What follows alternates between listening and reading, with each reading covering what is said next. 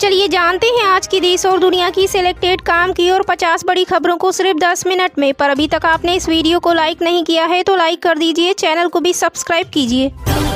बांग्लादेश में अंतरिम सरकार का गठन हुआ। डॉक्टर सलीमुल्लाह खान और डॉक्टर आसिफ नजरुल के नेतृत्व में चलेगी नई सरकार। बता दें कि बांग्लादेश में अंतरिम सरकार का गठन हो गया है। डॉक्टर सलीमुल्लाह खान और डॉक्टर आसिफ नजरुल के नेतृत्व में नई अंतरिम सरकार शीघ्र ही बांग्लादेश को चलाएगी। सपा सांसद बाबू सिंह कुशवाहा की करोड़ों की जमीन जब्त। अवैध निर्माण तोड़ने बुलडोजर लेकर पहुंची ईडी। बता दें उत्तर प्रदेश की राजधानी लखनऊ में ईडी ने बड़ी कार्रवाई को अंजाम दिया है। यहां जौनपुर से समाजवादी पार्टी के सांसद बाबू सिंह कुशवाहा की करोड़ों की भूमि जब्त कर ली गई है। ईडी की टीम यहां अवैध निर्माण तोड़ने के लिए बुलडोजर लेकर पहुंची है।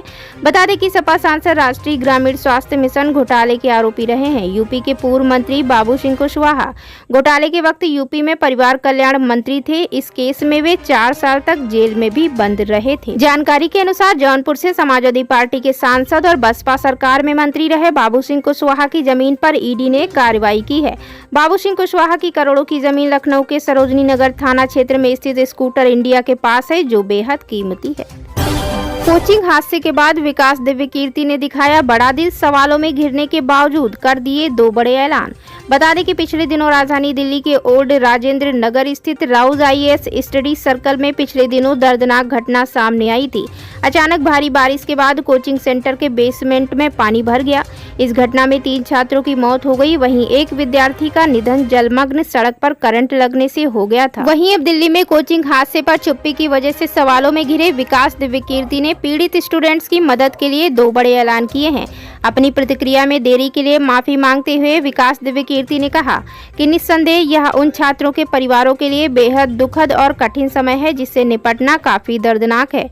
उन्होंने कहा कि हम उनके दुख में उनके परिवारों के साथ हैं। इसी बीच विकास दिव्य कीर्ति ने मृतक UPSC अभ्यर्थियों के परिवारों को 10-10 लाख रुपए देने की घोषणा करते हुए कहा कि कोई भी राशि बच्चों के न रहने की पीड़ा नहीं मिटा सकती, लेकिन भविष्य में भी किसी तरह की मदद की आवश्यकता इन परिवारों की होगी तो वह करेंगे।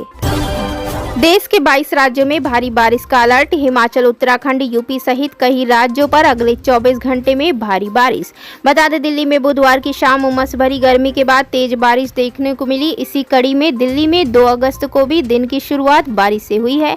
दरअसल 2 अगस्त की रात से ही दिल्ली NCR रुक रुक कर बारिश देखने को मिल रही है। मौसम विभाग द्वारा तेज बारिश को लेकर रेड अलर्ट जारी कर दिया गया है।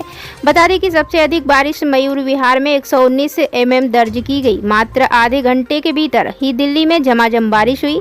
बता दें कि भारी बारिश के कारण दिल्ली के ओल्ड राजेंद्र नगर में एक बार फिर जलभराव देखने को मिला है। जानकारी के मुताबिक दिल्ली NCR में आगामी कुछ दिनों में ऐसे ही रुक रुक कर बारिश देखने को मिलेगी।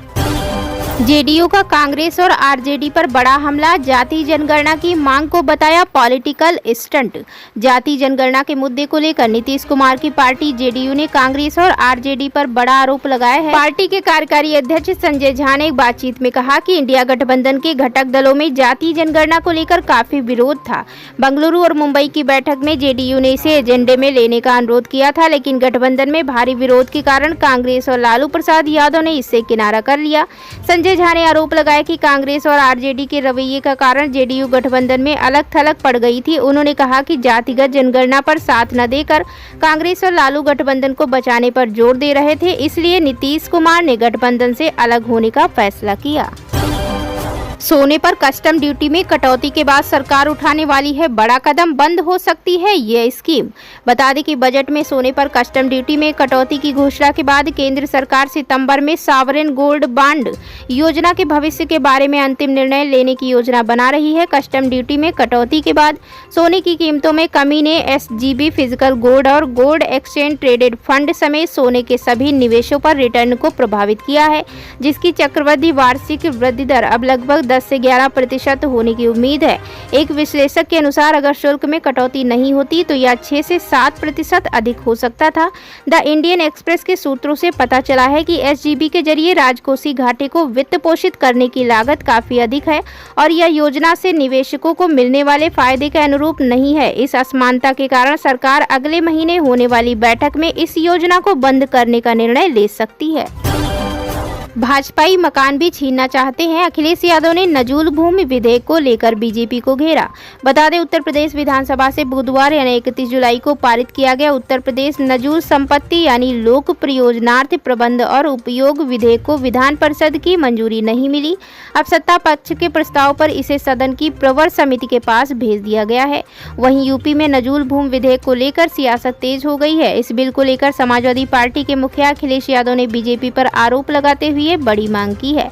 सपा मुखिया अखिलेश यादव ने एक्स पर पोस्ट कर लिखा, नजूल लैंड का मामला पूरी तरह से घर उजाड़ने का फैसला है, क्योंकि बुलडोजर हर घर पर नहीं चल सकता। भाजपा घर परिवार वालों के खिलाफ है। जनता को दुख देने में भाजपा अपनी खुशी मानती है। जब से भाजपा आई है तब से जनता रोजी रोटी रोजगार के लिए भटक रही है और अब भाजपाई मकान भी छीनना चाहते हैं।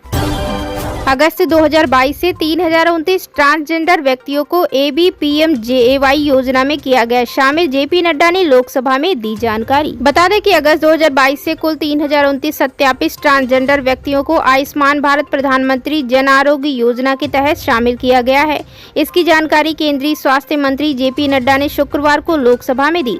नड्डा ने कहा कि राष्ट्रीय स्वास्थ्य बीमा योजना का लाभ ट्रांसजेंडर व्यक्तियों तक पहुँचाने के लिए राष्ट्रीय स्वास्थ्य प्राधिकरण और सामाजिक न्याय एवं अधिकारिता मंत्रालय के बीच एक समझौता ज्ञापन पर हस्ताक्षर किए गए। मंत्री ने एक प्रश्न के उत्तर में बताया कि ट्रांसजेंडर व्यक्तियों के कल्याण के लिए व्यापक पुनर्वास हेतु केंद्रीय क्षेत्र योजना की आजीविका और उद्यम के लिए लोगों को सहायता उप योजना के तहत लाभ प्रदान किए जा रहे हैं। नड्डा ने कहा कि इन लाभार्थियों को स्वास्थ्य लाभ पैकेज 2022 के अनुसार कैशलेस स्वास्थ्य सेवाएं मिलेंगी। राजनीति में वापसी नहीं करेंगी शेख हसीना, बेटे ने बताई देश छोड़ने व इस्तीफे की असली वजह।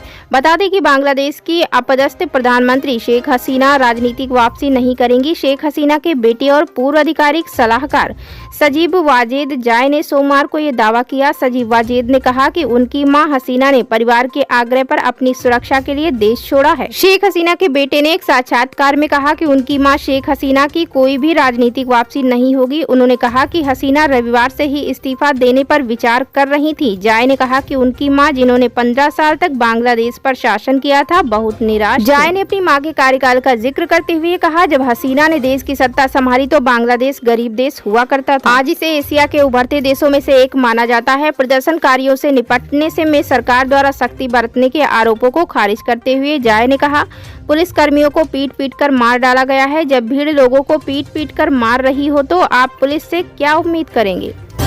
यूपी मदरसा शिक्षा अधिनियम रद्द करने के आदेश के खिलाफ याचिकाओं पर सुप्रीम कोर्ट करेगा अंतिम सुनवाई।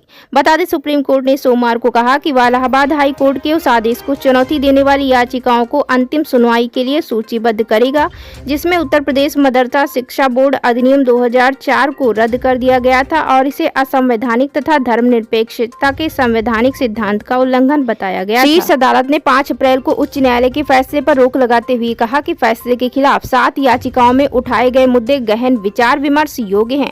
प्रधान न्यायाधीश DY चंद्रचूड़, न्यायमूर्ति JB पादरीवाला और न्यायमूर्ति मनोज मिश्रा की पीठ ने कहा कि वह इन याचिकाओं को अंतिम निपटारे के लिए 13 अगस्त को सूचीबद्ध करेगी। इसने इलेक्ट्रॉनिक फॉर्म में दस्तावेजों के सामान्य संकलन को सुनिश्चित करने के लिए वकील रुचिरा गोयल को नोडल वकील भी नियुक्त किया गया। बता दें कि शीर्ष अदालत ने उच्च न्यायालय के फैसले पर रोक लगाते हुए कहा था, मदरसा बोर्ड का उद्देश्य और प्रयोजन नियामक प्रकृति का है और इलाहाबाद उच्च न्यायालय का यह कहना प्रथम दृष्टया सही नहीं है कि बोर्ड की स्थापना से धर्मनिरपेक्षता का उल्लंघन होगा। बांग्लादेश में क्यों भड़का लोगों का गुस्सा, शेख हसीना को लेकर CPI सांसद का बड़ा दावा। जी हां, बता दें, बांग्लादेश में आरक्षण की उठी मांग को लेकर बड़े पैमाने पर हिंसा होने के बाद पूर्व PM शेख हसीना ने पद छोड़ दिया है।